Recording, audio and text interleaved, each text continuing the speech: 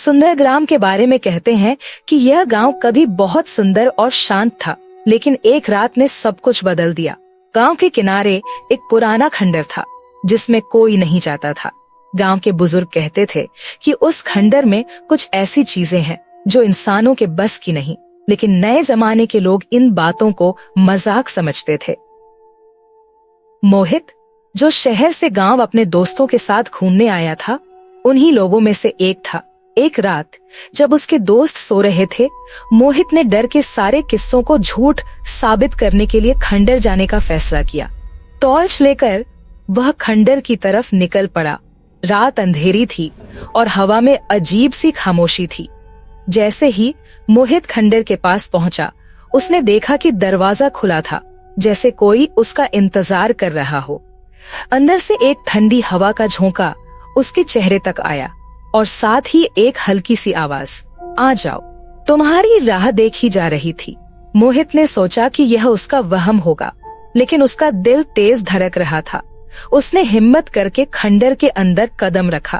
अंदर हर जगह अंधेरा था, लेकिन टॉर्च की रोशनी में उसने देखा कि दीवारों पर खून से कुछ अजीब सी लिखाई थी। वह लिखा था, यहाँ से कोई वापस नहीं जाता। मोहित के पैर रुक गए, लेकिन पीछे से दरवाजा जोर से बंद हो गया। उसने दरवाजा खोलने की कोशिश की, लेकिन वो जैसे किसी अनजान ताकत से बंद हो चुका था। तभी एक कोने से हल्के हल्के कदम चलने की आवाज सुनाई दी। मोहित ने टॉर्च उस तरफ घुमाया, लेकिन वहां कोई नहीं था। लेकिन जब उसने नीचे देखा तो जमीन पर गिले कदमों के निशान था जो उसकी तरफ बढ़ रहे थे। मोहित ने पीछे मुड़ने की कोशिश की, लेकिन अब उसकी टॉर्च की रोशनी चली गई थी। अंधेरे में उसने सिर्फ एक चीज महसूस की, किसी का हाथ उसके कंधे पर था।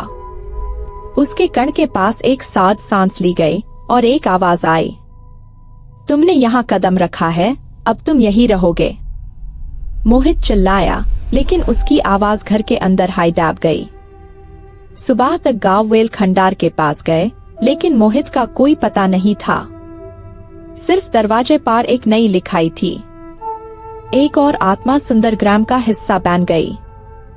इस रात के बाद गांव के लोग कहते हैं कि हर रात मोहित की आत्मा खंडार के अंदर से चीखती है और एक हाई बात बोलती है, वापस मत आना, तुम भी मेरी तरह फंस जाओगे।